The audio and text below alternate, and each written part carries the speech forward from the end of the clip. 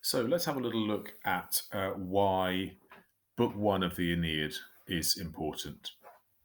We just want to pick through certain key areas of it. Now, the opening of any work of literature offers an insight into key themes that will be significant in the rest of the text, and Virgil is no exception.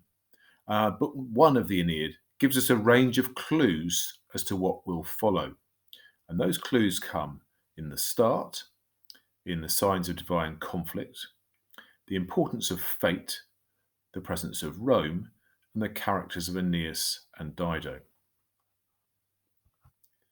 So, the start.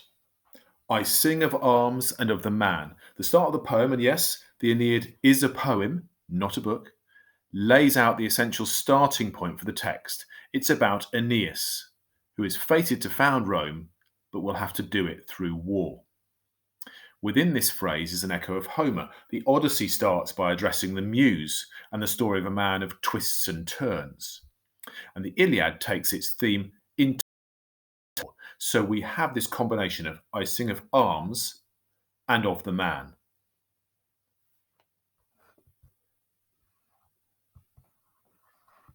Secondly, is divine conflict. Now, fundamental to the Aeneid is the constant intervention of the gods. Key to this is Venus's support for Aeneas, who is her son, and Juno's hatred towards the Trojans. So if you compare Juno's bitter resentment towards the Trojans to Poseidon's relentless malice against Odysseus in the Odyssey, you will see another Homeric parallel between the Aeneid and the work of Homer. So we have the start of the poem talking about the man, Aeneas. We have divine conflict that runs through it. Thirdly, we have fate. The role of fate is always important in ancient epics. Now remember that Athene's appeal to Zeus in the Odyssey is triggered by the fact that not even when the rolling seasons brought in the year which the gods had chosen for his homecoming to Ithaca, there's the start of the whole of the Odyssey. Fate is just as significant in the Aeneid. Aeneas is fated to found Rome. And in fact, it's important to Virgil that his Roman audience appreciates that their history is inspired by the gods. One of the critical elements of Book One is that despite Juno's anger and hatred of the Trojans, she's not able to destroy them. The gods are bound by fate, just as mortals are. And so Juno will only ever be able to delay fate and not thwart it.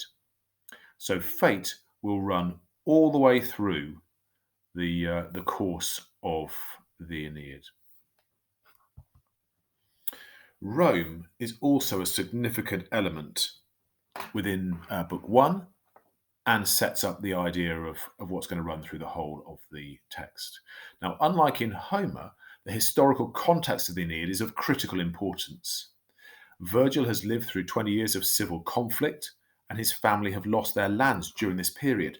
The whole poem can only be properly understood when it's seen in this perspective. Thus, the simile of the storm is about Neptune, but it's also about Augustus.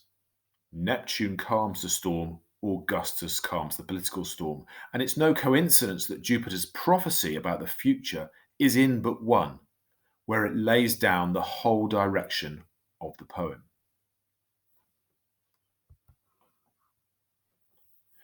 We also have the characters of Aeneas and Dido.